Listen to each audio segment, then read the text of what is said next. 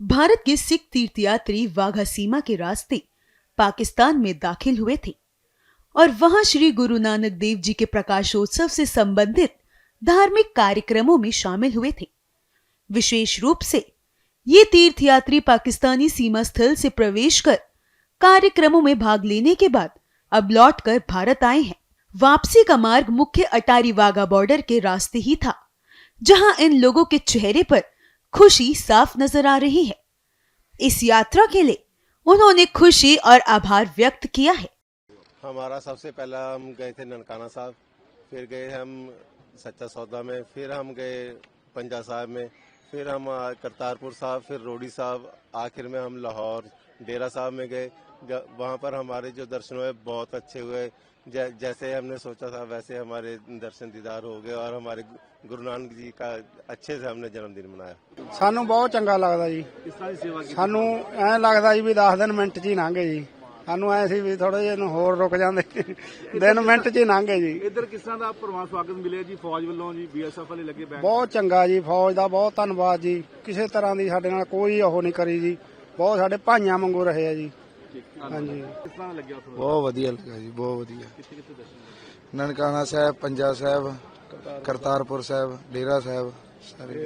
ਰੋੜੀ ਸਾਹਿਬ ਜਦੋਂ ਇਹ ਵਾਪਸ ਆਏ ਕਿ ਬੀਐਸਐਫ ਉਪਰਾਲਾ ਕੀਤਾ ਬਜ਼ੁਰਗਾਂ ਵਾਸਤੇ? ਹਾਂ, ਬਜ਼ੁਰਗਾਂ ਲਈ ਟਰਾਲੀ ਆਪ ਲੈ ਕੇ ਆਏ, ਬੜਾ ਵਧੀਆ ਇਹਨਾਂ ਦਾ। ਬੀਐਸਐਫ ਵਾਲੇ ਆਫੀਸਰ ਬੜਾ ਵਧੀਆ, ਇਹਨਾਂ ਨੇ ਹੈਲਪ ਕੀਤੀ ਬਜ਼ੁਰਗਾਂ ਦੀ, ਕਿਉਂਕਿ ਬੈਗ ਭਾਰੇ, ਉਧਰੋਂ ਸਮਾਨ ਲਿਆਂਦਾ नहीं चुके जाते, तो बहुत ਵਧੀਆ ਉਪਰਾਲਾ ਇਹਨਾਂ ਦਾ।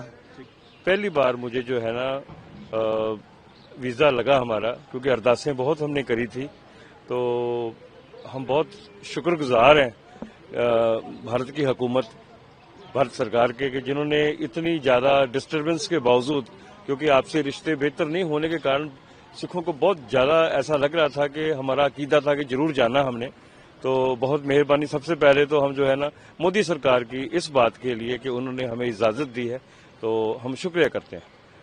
उसके बाद हम बताना चाहते हैं कि गुरु नानक देव जी महाराज का प्रकाश पर्व था, और गुरु नानक देव महाराज जी वाहिद ऐसे कह सकता हूँ पैगंबर थे, गुरु थे, कि जो जितना हम गुरु कहते हैं, तो जितने मुसलमान हैं उधर के, वो सारे उनको बाबा कह के संबोधित करते थे। तो ऐसे में हमने जो प्यार उधर में देखा वो कमाल का, क्योंकि बहुत सारी चीजें ना कई बार मिस इंटरप्रेट होती हैं। तो जब हम इस अपने अटारी से वाघा, क्योंकि बहुत लोगों को यही नहीं पता कि इसको वाघा बोलते हैं, तो जब हम अटारी से जब वाघा जाने लगे, तो हमारे जितने भी जवान हैं, फौजी जवान, इन्होंने बिल्कुल ऐसा हमारे साथ सलूक किया जैसे फैमिली के साथ लोग हेल्प करते हैं। जितने भी सीनियर मेरे जैसे इंसान थे, लोग थे।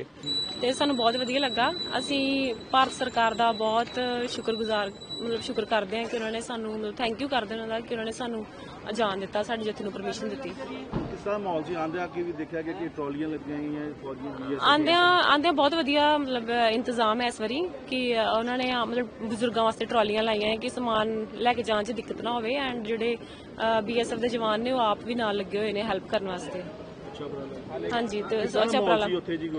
ਉੱਥੇ ਬਹੁਤ ਵਧੀਆ ਮਾਹੌਲ ਸੀਗਾ, ਗੁਰੂ ਨਾਨਕ ਦੇਵ ਜੀ ਦੀ ਧਰਤੀ ਆ, ਸੋ ਉੱਥੇ ਸਾਰੇ ਗੁਰਦੁਆਰਿਆਂ ਦੇ ਵਿੱਚ ਬਹੁਤ ਵਧੀਆ ਦਰਸ਼ਨ ਕੀਤੇ ਅਸੀਂ। ਉਹਨਾਂ ਵੱਲੋਂ ਵੀ ਕਾਫੀ ਬਹੁਤ ਵਧੀਆ ਇੰਤਜ਼ਾਮ ਸੀਗੇ ਸਿਕਿਉਰਿਟੀ ਦੇ।